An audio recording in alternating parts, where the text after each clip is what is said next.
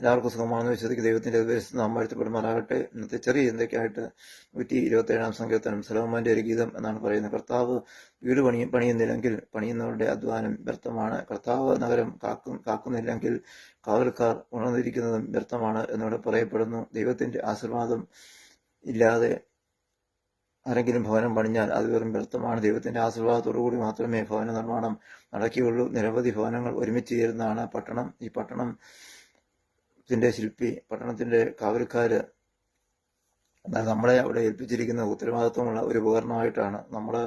അവിടെ ഉപകരണം മാത്രമാണ്. ഉടമസ്ഥരൊക്കെ അത് ദൈവത്തിന്റെ പണികളാണ്, ദൈവത്തിന്റെ ശില്പിയാണ്, ദൈവം പ്രവർത്തിക്കുന്നതാണ്. ദൈവിക അനുഗ്രഹം അനുഭവിക്കണം എങ്കിൽ ദൈവത്തിന്റെ സഹായം ആവശ്യമാണ്. മനുഷ്യന്റെ പ്രയത്നം വ്യർത്ഥമാണെന്നാണ് നമുക്ക് മനസ്സിലാക്കുവാനായിട്ട് സാധിക്കുന്നത്. അത് വെറും നിഷ്ഫലമാണ്. ഇന്ന് തന്നെ ഭവനങ്ങളൊക്കെ എടുത്തു കഴിഞ്ഞാൽ ഭവനത്തിലൊക്കെ ഒരുപാട് വിഷയങ്ങൾ നമുക്ക് കാണുവാനായിട്ട് സാധിക്കും. ദൈവത്തിന്റെ സാന്നിധ്യമില്ലാതെ, ഉടമസ്ഥൻ ഇല്ലാതെ വെറുതെ ഒരു ബോർഡ് എഴുതി വെക്കും, വീടിന്റെ നായകൻ ക്രിസ്തു. ആ ക്രിസ്തു അവിടെ ഇല്ല.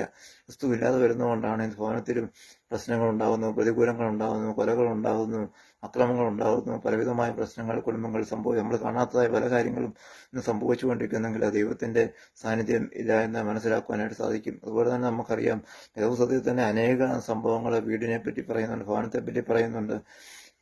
അതുപോലെ ദൈവം ഇല്ലാത്ത ഭവനത്തെ പറ്റിയും ദൈവത്തിന്റെ സാന്നിധ്യത്തിൽ പണിഞ്ഞ ഭവനത്തെ പറ്റിയൊക്കെ പറയുന്നുണ്ട്.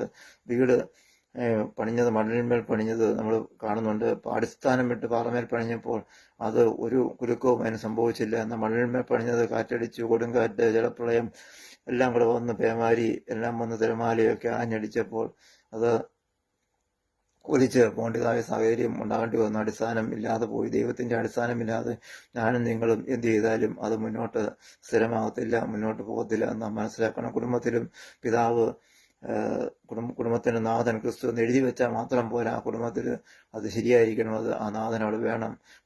മാതാപിതാക്കള് അത് കുടുംബത്തിൽ അതിൻ്റെതായ രീതിയിൽ മുന്നോട്ട് പോകണം. ദൈവത്തെ ആശ്രയിച്ച് തന്നെ മുന്നോട്ട് പോകണം. ദൈവഭവനം